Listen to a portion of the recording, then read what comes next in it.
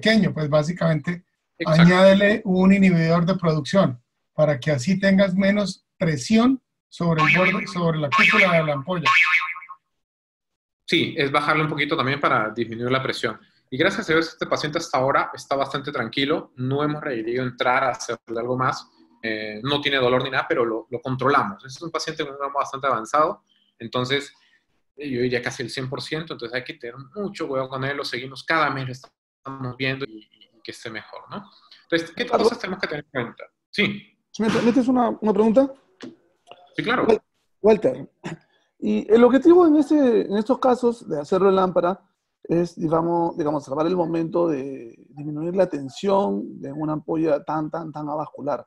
Sí, Pero un poco como para que quede claro en el auditorio, la idea es hacer esto como un tratamiento previo a una programación quirúrgica de resección de ampolla necrótica más adelante en quirófano, o esto lo haces y lo repites, porque en realidad igual es un riesgo de contaminación, ¿no? Hacerlo una y otra vez. claro, claro que sí. Pero lo que pasa es que acá el doctor Avilés, inconfundible la voz, lo que hacemos generalmente, ¿Qué le pasa, esto es el Piola? primer paso. Si se vuelve a tener ese fastidio y todo, ya definitivamente una reforma. Lo que pasa es que es un paciente que tiene un glaucoma casi al 100%. Entonces, ¿qué pasa si le cerramos la ampolla y ¡boom! Vuelve a subir? Con gotas no funciona, se nos cierra, entonces ya entramos a más conflicto. Entonces, lo primero que le dijimos al paciente, vamos a hacer este pequeño needling, disminuimos el fastidio. Si estás tranquilo con el fastidio, esperemos. Y lo vamos observando cada mes. Yo no lo mando una cita a 6 meses, lo mando cada mes. Y lo veo todos los meses. Y veo que esté muy bien. El día que él me diga, ¿sabe qué? No, me está fastidiando, tenemos que tomar la decisión de cerrar eso, volver a reformar o poner algún otro tipo de dispositivo. Pero no es que venga una vez y la hago y otra vez, no. Esa es una sola vez. Si vuelve a tener algún fastidio, tenemos que hacer lo que normalmente hacemos, una reforma total de la ampolla. ¿Sí? Entonces, lo hacemos porque el riesgo de que este paciente se nos suba la presión o se nos llegue, no sé, a 16, 17 durante un tiempo, es peligroso para él porque es prácticamente no le queda nada de visión. Entonces, por eso hacemos esto. Por eso es como de rescate, como esperando para evitar alguna complicación más adelante. Perfecto. Entonces, a tener en cuenta en esto, más despacio en estos casos es mejor, como decía el profesor Juan Camilo. Más despacio es mejor, con mucho cuidado, no forzar la entrada en anillo. En el anillo no podemos entrar muy fuerte. ¿Por qué? Porque acuérdense que el ojo es como un resorte. Si regresa, podemos perforar esa conjuntiva tan delgada y se vuelve todo un problema. Y el apoyo del brazo siempre es fundamental para esto. Cuando tenemos el brazo levantado, no vamos a tener tanto control en lo que estamos haciendo. Y acá viene, ese no soy yo, ese es el zorro. Entonces esa es la maniobra de zorro que hemos visto ahí yo creo que en las charlas, ¿no? Entonces la maniobra del zorro, ¿qué es? ¿No? Uno dice, ¿qué es el zorro? Es una paracentesis de drenaje. Generalmente se enceta para evitar cualquier tipo de seide posterior. Generalmente lo hacemos de zona temporal, evitando en todo momento tocar el iris, tocar el cristalino o tratar de empujar. Acuérdense que el ojo va a ser como un resorte. Si tratamos de ingresar directamente con fuerza, el ojo va a rebotar y vamos a hacer daño dentro del ojo. Y hay que hacer un drenaje controlado. Entonces, nos llega este paciente con un capa bilateral. Ahí vamos a ver el video. La pacientita empezó con el primer ojito, no le tomó importancia y después pasó para el otro ojo. Y ya llega con un dolor intenso, náuseas, con vómitos.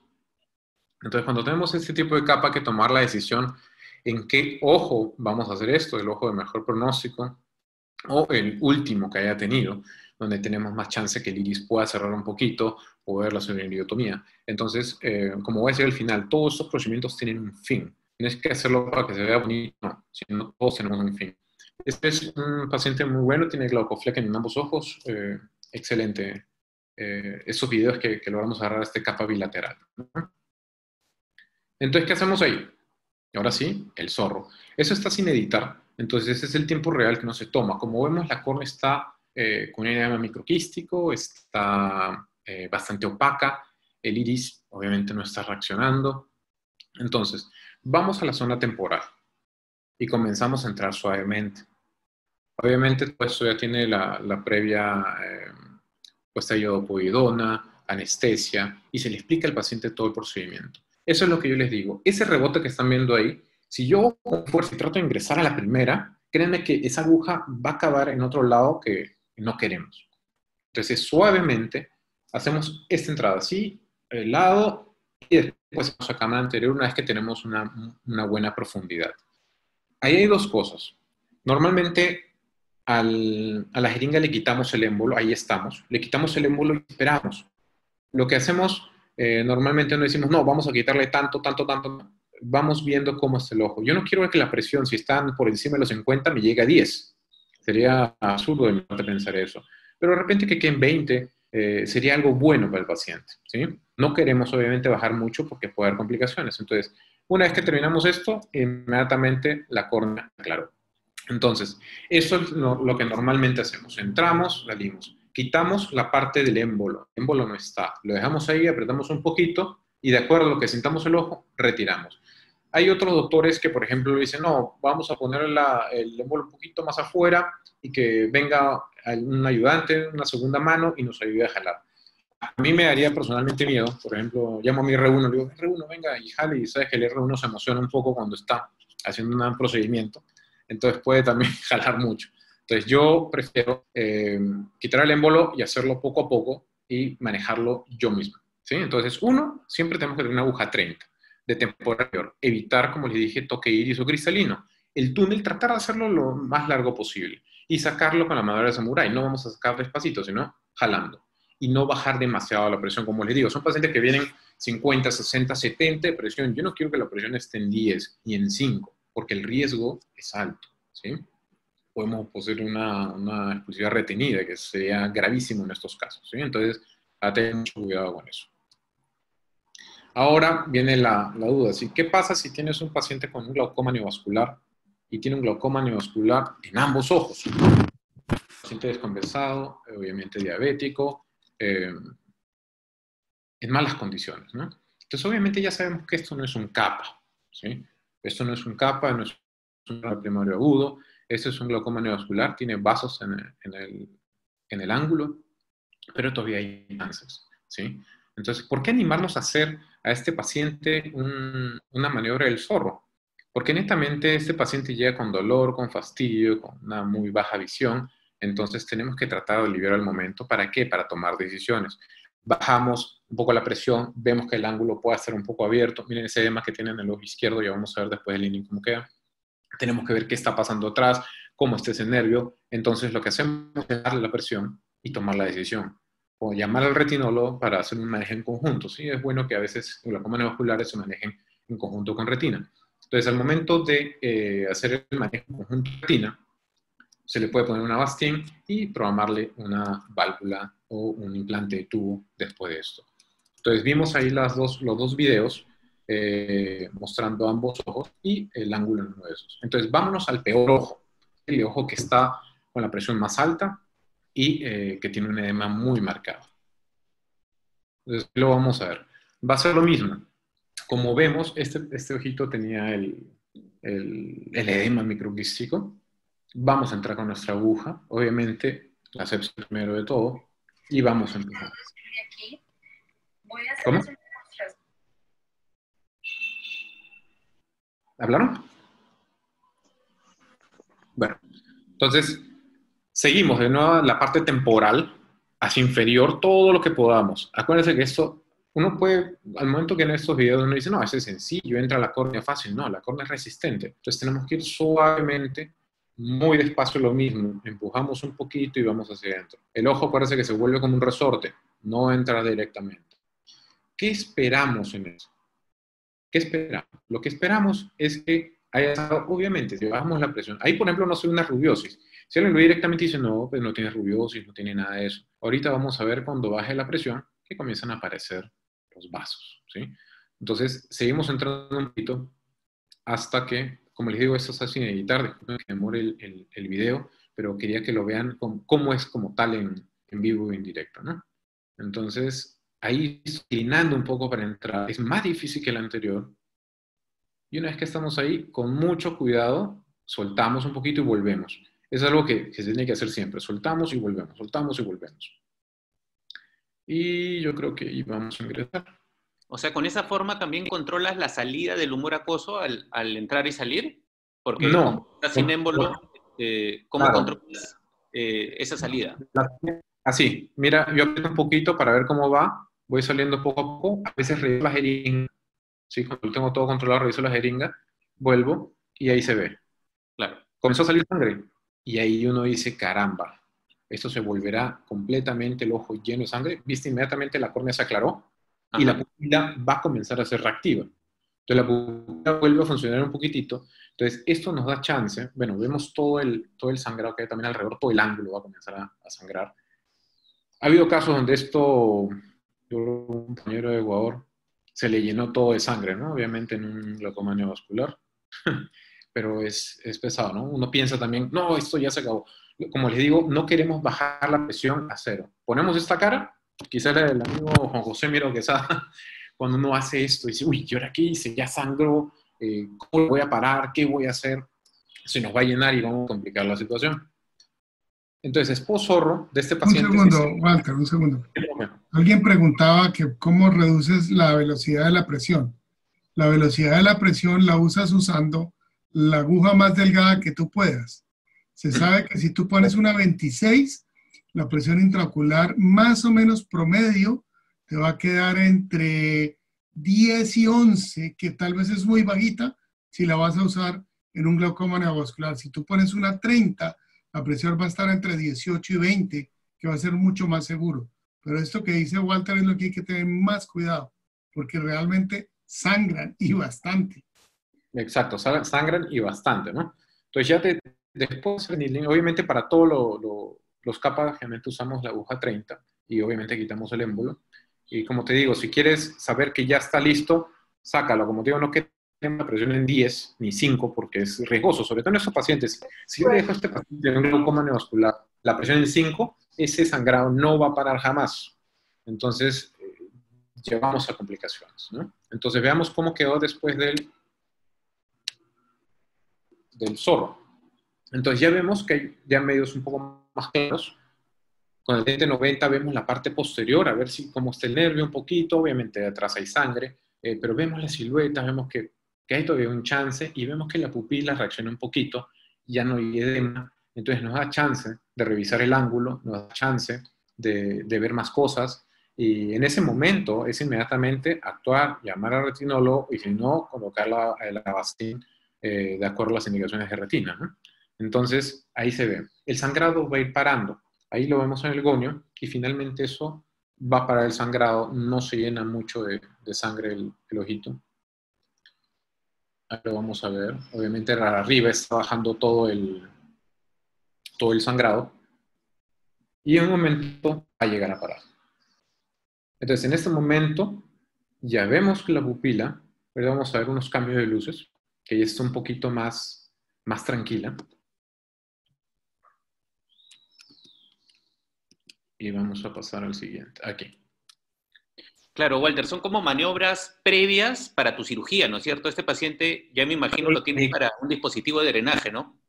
Exacto, Juan Carlos, exacto. O sea, no es que esto, lo hice y se ve bonito, no, sino tenemos que tener, para todo esto que hemos visto, tiene que haber un fin.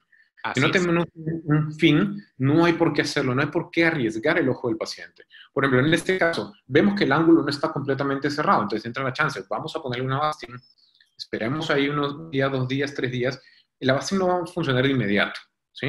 Entonces, el manejo de un glaucoma neovascular médico y luego implantarle su dispositivo de drenaje. Sí o sí, este paciente acabó el dispositivo de drenaje. Entonces, lo más pronto posible para tratar de bajar esa presión, ¿no? Entonces, después de needling, volvemos a verificar, obviamente, un poco de sangrado. Vamos a ver ahorita que la pupila se mueve un poquito. Entonces ya está un poquito más tranquila. No hay un edema micropísico como tal. Voy a ponerlo un poquito por acá, donde le pongo la fluoresceína. Ok. Ahí le ponemos la fluoresceína. Obviamente es una fluoresceína que está estéril. Se le coloca y ya vemos que no hay un edema.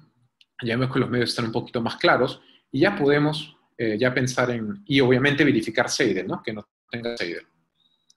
Entonces, a tener en cuenta. Primero, En términos generales, si tenemos un glaucoma que podemos manejar de otra manera, no lo. ¿Por qué lo hice en ese momento? Porque los dos ojos tienen glaucoma neovascular. Tenemos que agarrarnos uno y tratar de salvar primero uno y después salvamos el otro. Entonces, por ese motivo hicimos esto, ¿sí? Solo en caso de urgencia extrema, como estamos viendo ahí. Ok, ahora, algo un poquito más simple es una sutura en una lámpara de hendidura. Ya que viene la pregunta, ¿pero por qué van a hacer una sutura en lámpara de hendidura si lo pueden hacer en sala de operaciones? Sí, se puede hacer en sala de operaciones, pero a veces pasar a un paciente para sala de operaciones para poner un solo punto de hacer todo el protocolo a veces es un poquito más complejo. Y a veces el paciente no tiene ojo. Nosotros por estos procedimientos no cobramos nada. Es parte de lo que hacemos para tratar de ayudar a estos pacientes que a veces no tienen recursos económicos para poder entrar a una sala de operaciones. Entonces, hacemos esto, ¿no? Entonces, las suturas en lámpara de hendidura, vamos a ver, ok, ahí. ¿Qué pasa? Tenemos a este paciente, ¿no? Vamos a ver que ahí tenemos la piscina. Hay bastante flujo ahí, ¿ok? Entonces, voy a adelantarlo un poquito. Verificamos. Hay que estar seguros dónde está el huequito del agujerito, súper seguros, para poder hacer una sutura buena, ¿no? Entonces ya tenemos la suturita ahí. Vemos cómo está. Esta pieza a mí me encanta, es una Fetch, es atraumática, es excelente. Y el porta más chiquito posible, ¿no? El apoyo en la mano derecha, la mano izquierda está elevada. Entonces ahí solo necesitamos un solo punto. Siempre conjuntiva y tenon. Como decía el doctor Ronald Feldman, la tenon a veces es tu mejor amigo en glaucoma. A veces puedes hacer unos parches de tenon. Y yo hice unos videos de él espectaculares haciendo parches de tenon en conjuntiva. Sería bueno también, es un tema interesante eso del parche de tenon. Que lo hace Ron Feldman, que ya lo conoce. Entonces, una vez que tenemos ahí, le dicen al ayudante que le baje el zoom y se hace una sutura normal, común y corriente, obviamente en lámpara de hendidura de este paciente, ¿no? Entonces se jalan dos y bueno, esto ya es tema bastante conocido por todos que son los expertos suturando y listo. Entonces ya lo tenemos. Una vez que terminamos esto, vamos a poner por aquí. Siempre, obviamente, ya cortamos y tenemos que probar si hay Seidel o no. Entonces, volvemos al punto donde hicimos. No vaya a ser que terminemos la sutura y el huequito estaba más arriba. Hay que verlo bien, identificarlo bien y vemos que no hay Seidel en este caso. A veces es bueno revisar 1, 2, 3 veces si es que no hay Seidel, ¿no? Entonces, primero instrumentos conocidos, que uno esté familiarizado. Primero el apoyo de una mano, siempre la mano derecha o la izquierda, depende del cirujano. Verificar el Seidel 1, 2, 3 veces, no importa, apretar un poquito el globo ocular, a veces hay un Seidel pasivo, y suturar siempre la conjuntiva con tenon siempre, en estos casos, ¿sí? Acuérdense que las suturas que nosotros tenemos son suturas cortantes al lado. Si conseguimos las perforantes, sería espectacular. Entonces, como conclusiones, este manejo de lámpara de hendidura que tenemos. Primero, no se debe realizar, como dice Juan Carlos, si no se tiene un propósito. No es porque se vea bonito y que lo vamos a hacer para aprender o no. Tenemos que tener un propósito para hacer estos manejos de lámpara de hendidura. En residente se tiene que tener un instructor, sí o sí. Tienen que haber alguien al lado que lo vaya guiando y apoyando. Solo se recomienda en casos extremos. La no realización adecuada de estos procedimientos puede llevar a mayores complicaciones. ¿Qué pasa? Estás tratando de hacer un zorro y perforaste el iris, perforaste el cristalino y se empeora absolutamente todo. Entonces hay que tener mucho cuidado porque no hacerlo bien puede llevar a complicaciones. Esto con mi viejo, el gran maestro, Walter Sánchez. Muchas gracias. Excelente, excelente, Walter. Muchas gracias por participar, como te decía nuevamente. Mándale un saludo a tu papá, que, escucha, con él toda la vida siempre nos hemos reído. Hay de estar conectado. Toda la vida. Mirel, ¿estás por ahí? Ahí estamos con varias preguntas. Preguntas, sí. Nuevamente me parece una, ¿no, Mirel? Que han preguntado, me parece, varias veces es, ¿cómo calculas nuevamente el volumen que va a salir de la cámara anterior? ¿Cómo realizas, cuáles son tus mañas ahí para hacer eso? Ok, sí, cuando, por ejemplo, lo primero, como dice el profe, ¿no? Todo el entrenamiento que hemos hecho es con aguja 30. ¿Por qué? Porque la menor diámetro, la más fácil de meter al ojito, y hay una salida de agua más controlada. Poner un ejemplo, si metes una 23 en el ojo, eso va a salir un chorro y es todo un problema. Entonces, cuanto Claro. más el diámetro, como dice el profe, mejor. Ahora, ¿cuánto sacar? Si tenemos, por ejemplo, un paciente que tiene 50, 60 de presión, obviamente no queremos dejar el ojo como una pasa. Es por eso que cuando estamos ahí, mi cálculo personal, el que yo hago es simplemente, si han visto en el video, yo hago esto, empujo un poquito con la cánula. Cuando siento que el ojo está un poquito más suave, ya me retiro. Ah, ok. Lo que baje un poco de presión es suficiente para esto, para tratar de cerrar esa pupila o para tratar de ver en qué estamos o qué hay en el segmento anterior. Y bueno, ¿no? Y vamos viendo eso. Pero en mi personal, ¿cómo lo calculo? Es con la aguja 30 y empujando suavemente el ojo para ver que ya hay mayor flexibilidad. Walter, una nota es cuando tú tienes una camisa de una jeringa sin el émbolo, no saques más de 10 décimas, de 10 centésimas, perdón, porque si no te puedes pasar de verdad en la baja de presión. Exacto. Ujú. Nos Miren, preguntan también, ¿alguna preguntita? sí, sobre todo, ¿cómo es la maniobra samurái que refirió al retirar la aguja? No, la maniobra samurái es simplemente quitarlo rápido. No hay nada. O sea, no hacer suavecito, no. Si vamos a retirar la aguja, vamos a quitarla. Si la hacemos lento, hay mayor riesgo de que se escape más o pueda haber algo más, pérdida de más líquido. Entonces simplemente terminamos, ya sabemos que ya está y simplemente la quitamos. No es ir lento, sino hacerlo de una manera, tampoco súper rápido, pero sí de una manera, ¿cómo se dice? Ni mucho ni poco, simplemente sacarla. Walter, Perfecto. y ponte los glaucomas agudos.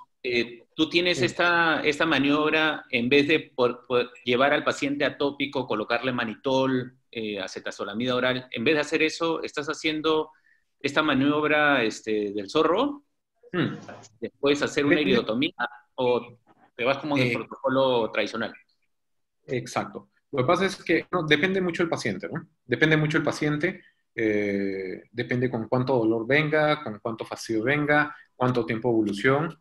Entonces, hay muchos pacientes que llegan, simplemente le bajamos la presión, cerramos pópula y al día siguiente o el mismo día le estamos haciendo la iridotomía. Pero acordémonos que esto produce inflamación.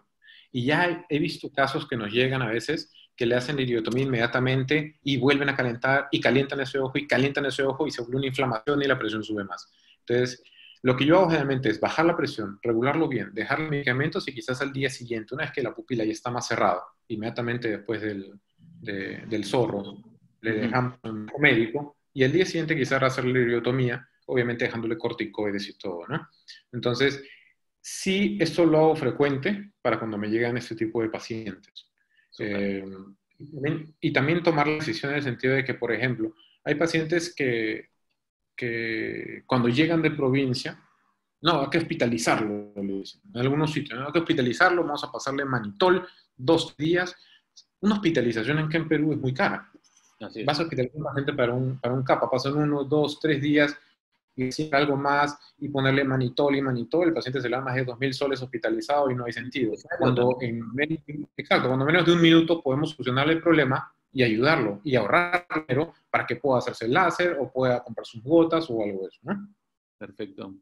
Mirel, ¿tienes otra pregunta que te haya llamado la atención? Sí. Acá el doctor José Joaquín Rincón, mi familiar, dice, en cuanto a la ampolla distésica, ¿cuánto tiempo dura el efecto de esa punción? Perdón, no escuché bien. Ahí se escucha mejor. En la ampolla distésica nos Sí. comentaba como esa perforación para mejorar la sintomatología del paciente. El doctor pregunta, ¿cuánto tiempo dura ese efecto? ¿Qué tan permanente puede ser ese efecto? O si, como comentaba el doctor Gustavo, es simplemente previo a meterlo a cirugía.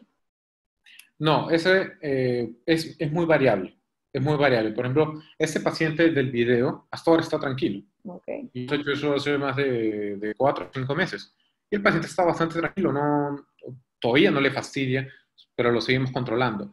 Pero en el caso que se me vuelva a pasar eso, obviamente le tengo que entrar a hacer una reforma o cerrar eso y ponerle un tubo.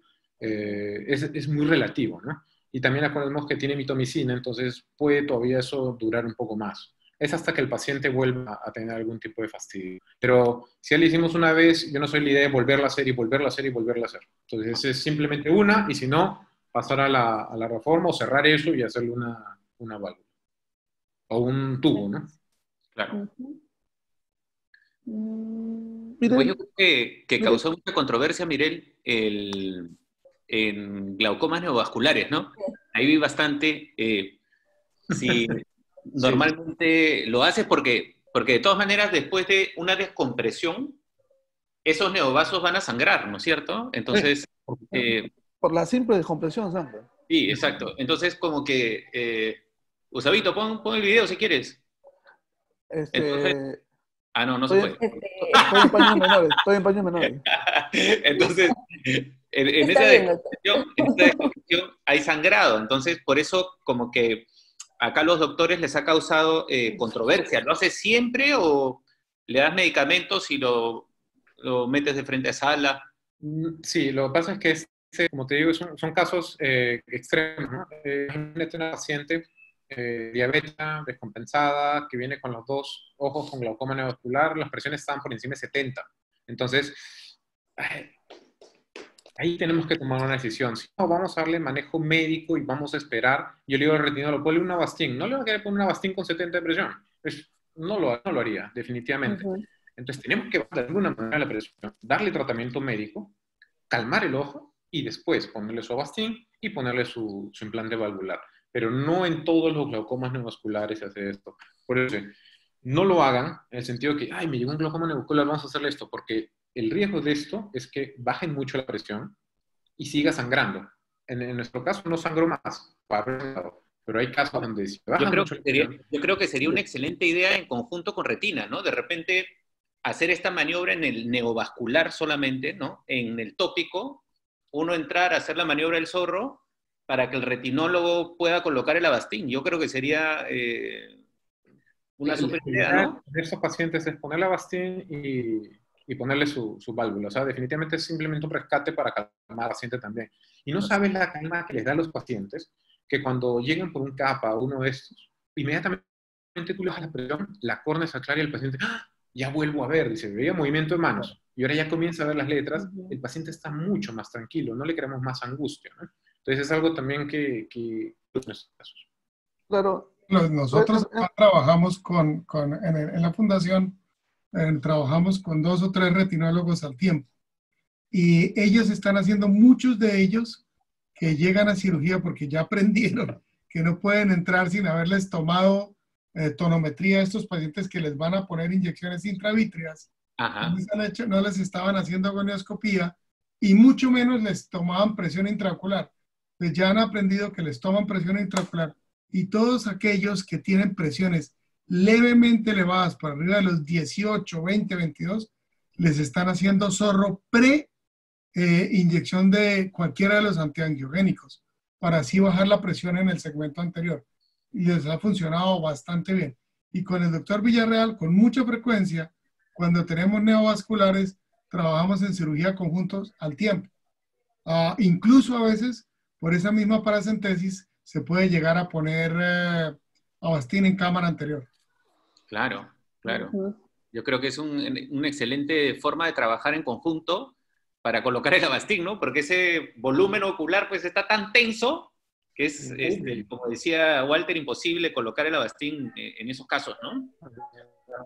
Pones el Avastin y sale disparado. Y lo que pasa es que hay que tener mucho cuidado también en pacientes que tengan glaucomas muy avanzados y estén en tratamiento por retina por X motivo y se le pone Avastin. Hay muchos médicos que de repente no hacen el drenaje. Y entonces el paciente sigue perdiendo visión cada mes.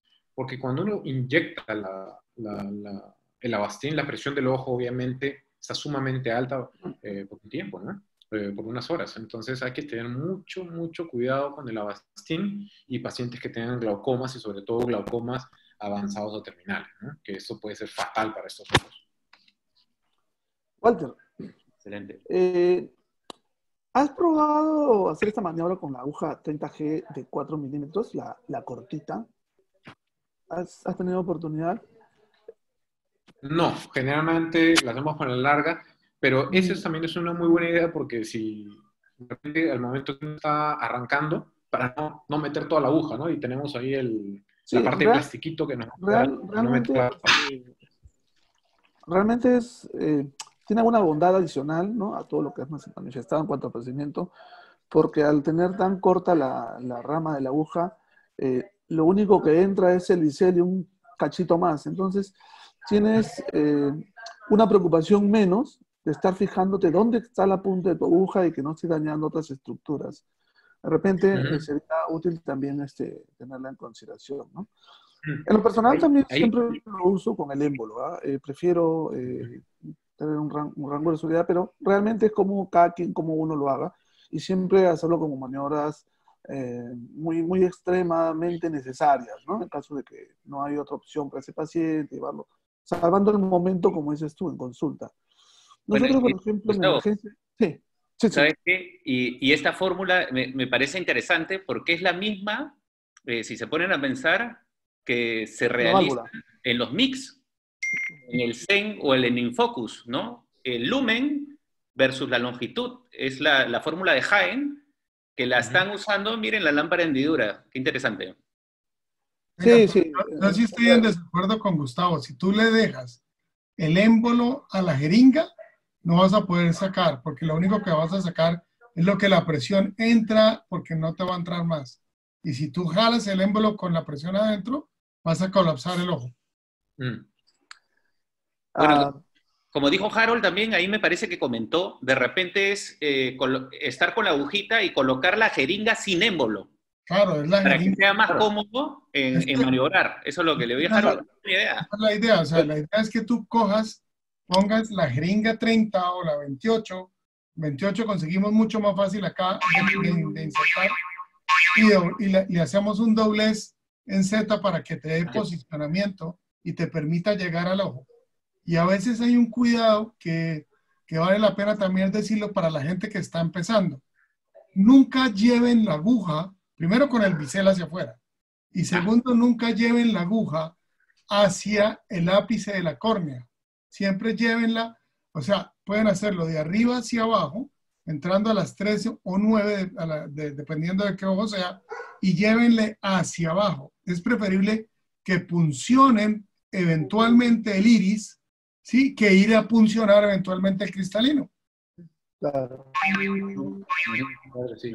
Ahí también lo que veía, de acuerdo a si usamos la gorda, justo ahorita estoy pensando, de repente hacer el túnel, lo que queremos, yo pienso, cuanto más largo el túnel, es mucho más seguro el procedimiento. Cuanto más corto el túnel, es más seguro. Entonces, si tenemos una aguja más larga, quizás nos podamos hacer un túnel mucho más largo. Yo prefiero esos túneles largos, y tener, como le digo, mayor seguridad post. No, pero la longitud del túnel no tiene nada que ver con la longitud de la rama de la aguja.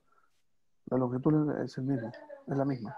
No, porque si tú tienes una aguja larga, puedes hacerlo más largo. Si tú tienes una aguja corta, tienes que hacerlo mucho más corto, porque si no, el mismo borde del camisón, del camisón, porque ese no te deja entrar y te golpea contra el ojo. Claro, pero si usted evalúa la aguja 30G 4 milímetros, le deja hacer la longitud tal cual como puede ser con la más larga. O sea, no es tan cortita como para que salga la ventaja es que tiene un tope ahí al final, ¿no? Estoy de acuerdo con que la longitud del túnel tiene que ser la misma, definitivamente. Excelente. Miren, hay otra preguntita que te ha llamado la atención. Aprovechando que tener cuando ahí, recién empezando. Ajá. ¿Cortó? Bueno, aprovechando que están todos ahí y han hecho estas maniobras, riesgo de endoftalmitis y tratamiento posoperatorio después de la maniobra del zorro, ¿qué nos pueden comentar acerca de eso? Bueno, hasta ahora no ha habido mayor problema de endoftalmitis con eso, porque acordemos que hay que hacer el procedimiento, no es que agarre, yo le pongo el alcaína y ¡plum!, me meta de frente a hacerlo sin ningún tipo de procedimiento, ¿no? Hay que tener todo limpio, es más, la lámpara hay que limpiarla, el labiopodium hay que ponérsela 1 minuto antes, a 2 minutos, poner al paciente y hacerlo. Por ejemplo, ahí en la fundación, ahí se hace, yo creo que esto es siempre, ¿no? Y hasta ahora no había un problema por el zorro, por uno, sino que me corrija el profesor Parra. Nosotros incluso ponemos antibiótico. Nosotros ponemos, digamos, ¿cómo se llama? Moxifloxacina. Ajá. Ponemos una gota, con Moxi arrancamos, ponemos anestésico, 5 minutos después ponemos yodopodidona, y Eso. para lavar la yodopodidona ponemos otra gota de Moxi. Claro. Súper, justamente eso estaban preguntando ahora. Doctor, por favor, repítalo para todos, que es súper importante, yo creo, para hacer estas maniobras y estar seguros de que no nos pase alguna infección tan fea como la endoftalmitis. Correcto. Ok, la repito yo. Entonces, mira, lo que hacemos en el servicio nosotros es un protocolo de hace años. Pues normalmente le pones una gota antes de anestésico que es con el que le has tomado presión intraocular. Entonces, la primera gota del protocolo de preparación, por llamarlo así, es una gota de moxifloxacina. 5 minutos después ponemos una nueva gota de alcaíne. Posteriormente, 5 minutos ponemos la yodopodidona y 5 minutos después lavamos, entre comillas, con otra gota de moxifloxacina. Súper, súper, súper. Excelente. Mirel. Perfecto. ¿Algo más? Hay una pregunta sobre needling. ¿Cuál es el momento más adecuado para realizarlo? 1, 2 o 3 semanas postoperatorio. Sí, eso es algo muy importante. Que no es que a la semana o 2 semanas podamos hacer el needling, ¿no? Hay que esperar por lo menos a partir del mes, al mes y medio, de acuerdo a cómo esté esa ampolla. Algunas ampollas, obviamente, algunos pacientes van a cicatrizar más rápido que otros, pero hay que hacerlo en el momento donde veamos que la presión ya se está subiendo, no tengamos un buen control, los masajes no funcionen, ya cuando ya veamos que todo está sin opción, recién pasamos a la... Pero decir, no, ¿sabes qué? Hay que hacerle el needling a todos los pacientes al mes o a las 2 semanas de la cirugía, no. Yo diría 2 semanas es muy pronto, hasta el mes me parece muy pronto, hay que esperar un poquito más, ver cómo funciona esa ampolla y después de eso poder hacerla, porque hay que ver que se forme de repente un anillo fibroso, ahí podemos hacer un needling, o que la ampolla se esté aplanando, ¿no? Entonces esas son las opciones de rescate. Como le digo, obviamente se hacen hasta 3 needling personalmente, y si no funciona con eso, tenemos que ya pensar en otra opción quirúrgica, ¿no? Perfecto. Igual vamos a tener una clase de manejo de trave para todas este tipo de preguntas. Ahí acribillamos al doctor Gustavo Avilés con todo eso. Encantado. Ya estoy acostumbrado. Mire, yo creo que hemos resuelto todo, ¿no? Sí. Y con los comentarios de todos, yo creo que también hemos resuelto la mayoría de preguntas. Exactamente. Walter, muchas gracias por participar, ha sido una charla excelente, los videos estuvieron súper, súper buenos, me gustaron bastante y estoy seguro que a todo el mundo también le ha gustado mucho, sobre todo también para darle como un nuevo manejo a estos pacientes en la lámpara de hendidura, que es algo fácil de poderlo hacer, pero como dice el doctor Parra también, tomando en cuenta este protocolo previo, ¿no? Walter, muchas gracias por participar, te mando un abrazo desde aquí a doctor Avilés, Mirel, muchas gracias, al doctor Parra, gracias a todos en sus casas, un abrazo a todos, y acá le mandamos esta invitación del doctor Parra para la tarde, no se olviden, mire, van a hablar de dispositivos de drenaje, va a estar súper bueno. Ya estamos agendados. ¿Cuál es la hora, doctor Juan Camilo? Porque me parece que... 4 en Perú. A las 4 de la tarde. Yo le pasé el link de la charla al doctor Izquierdo también. Perfecto. Perfecto. Sí, ya está circulando. Sí. Ya lo he visto en redes. Bueno, gracias por todo. Saludos a todos los... Un gran aplauso para el doctor. Muchas gracias, doctor. Gracias. Listo. Gusto saludarlo, Juan Camilo. Chao. Chao, Gustavo. Chao, Juan Carlos. Un gran abrazo. Chao, Juan Carlitos. Chao. Mil gracias. Gran charla. Gracias, profe. Saludos en casa, Walter. Listo, que igual a su señora. Ya nos vemos. Gracias. Igualmente a todos en casa. Chao a todo el mundo. Buenas tardes. Cuídense. No salgan de casa. Mañana les recordamos que no tenemos sesión de glaucoma. en la mañana, pero sí tenemos un mix de casos clínicos complejos de catarata, córnea y glaucoma con el doctor Juan Carlos Izquierdo, con el doctor Aycamet, con el doctor Mauro Campos, con el doctor Federico Franca y con el doctor Luis Izquierdo. Entonces no se los pierdan, 5:30 de la tarde hora Perú, y en el afiche están los demás horarios, para que lo tengan en cuenta. Súper. Nos vemos mañana, entonces 5:30. Excelente. Nos vemos. El ID es diferente al de nosotros, para que lo tengan también en consideración. Okay. Es el ID de la tarde.